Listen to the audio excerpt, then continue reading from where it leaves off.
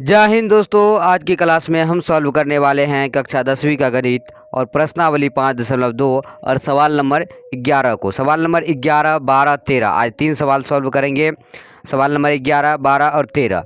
आइए सवाल नंबर एक एक करके सॉल्व करेंगे। जैसे सवाल नंबर 11 पहले इसको सॉल्व करते हैं।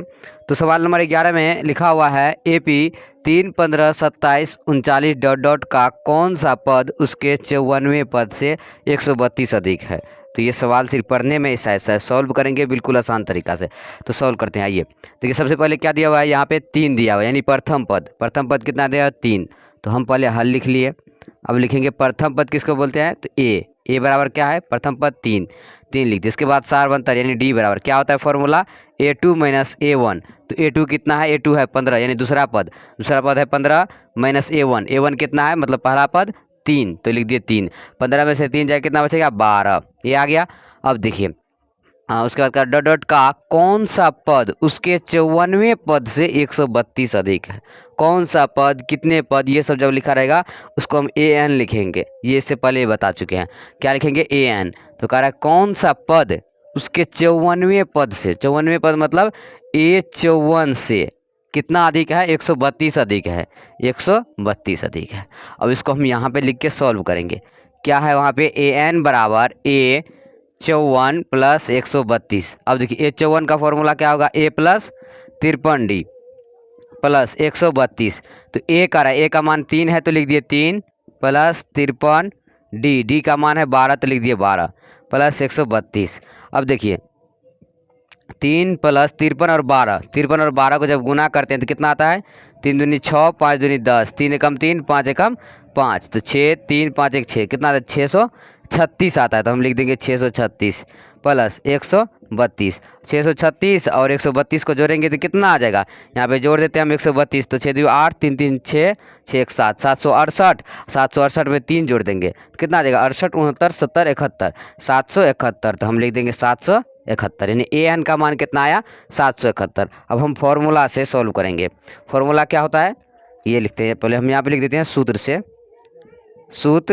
से। तो फॉर्मूला क्या होता है, AN बराबर A plus N-1 into D. अब देखिए AN का मान कितना निकला हमें 771, तो लिखेंगे 771 बराबर A कितना है 3, तो लिख दिए 3 प्लस N-1 इंटू डी का मान कितना है 12, तो लिख दिया हम यहाँ पे 12। अब देखिए 771, ये प्लस का 3 ऐसा रहेगा तो माइनस का 3 बराबर N-1 इंटू 12 है, तो लिख दिए 12।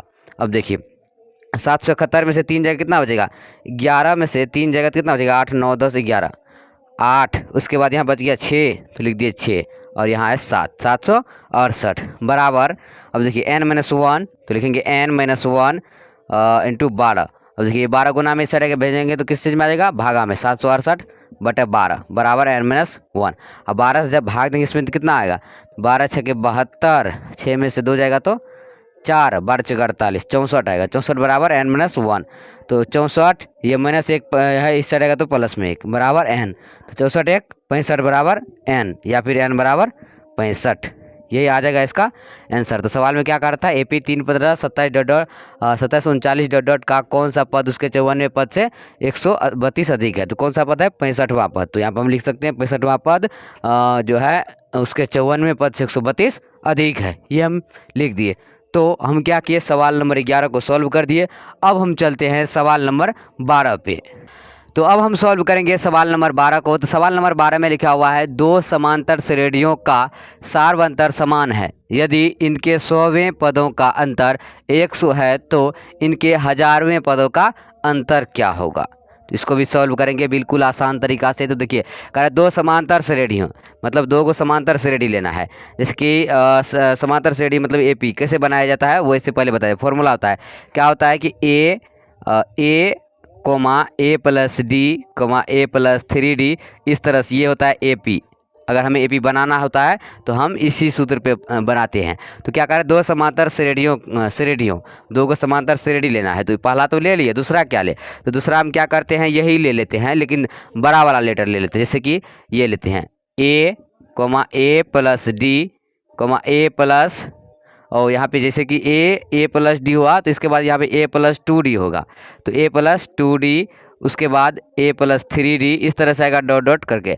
ये हुआ हमारे पास दो समांतर श्रेणी, मतलब पहला इसको हम मान लेते हैं, दूसरा इसको मान लेते हैं। अब देखिए कराए का श्रेणियों का सार्वंतर समान है, ये इसका और इसका सार्वंतर क्या होना चाहिए, समान होना चाहिए। इसका सार्वंतर क्या है, समान है।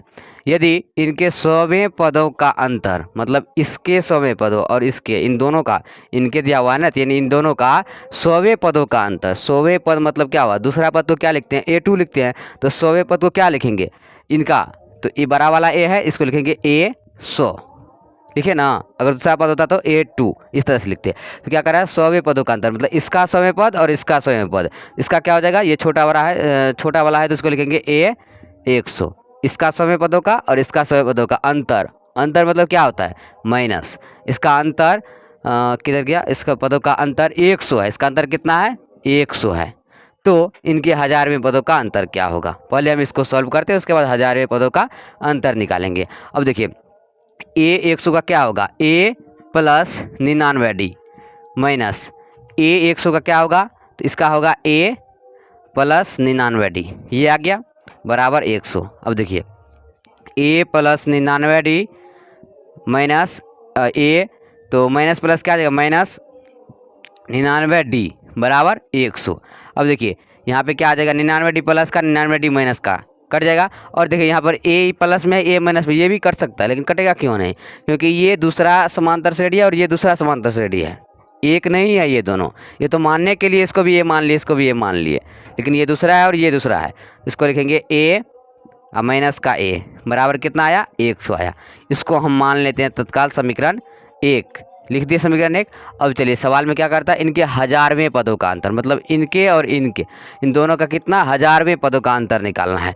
तो पहला का a 1000 और दूसरा का a 1000 निकालना है। किस चीज़ निकालना है, तो अंतर निकालना है, इन दोनों का अंतर क्या होगा। अब देखिए a 1000 का क्या होगा, a प्लस 999, ओह क्या लिखेंगे, a प्लस 999d माइनस, इसका भी लिखेंगे, क्या लिखेंगे, a प्लस 999d लिख दिए।